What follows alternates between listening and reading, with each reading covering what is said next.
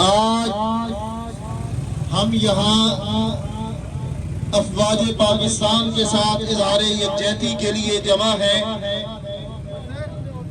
افواج پاکستان ہمارا فخر ہے اور ہمیں اس بات پر یقین ہے کہ وطن عزیز پاکستان پر کبھی بھی کوئی مشکل وقت آیا تو ہماری افواج سینہ سپر ہو کر میدان عمل میں اتری اور انہوں نے دشمن کا مقابلہ کیا اور ڈٹ کر مقابلہ کیا اور دشمن کو لوہے کے چنے چبانے پر مجبور کر دیا۔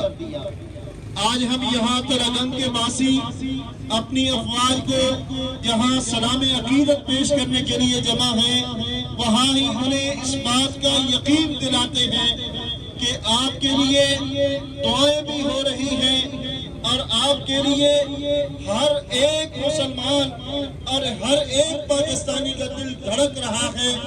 انشاءاللہ ثم انشاءاللہ فتح آپ کے قدموں کو ضرور چومے گی۔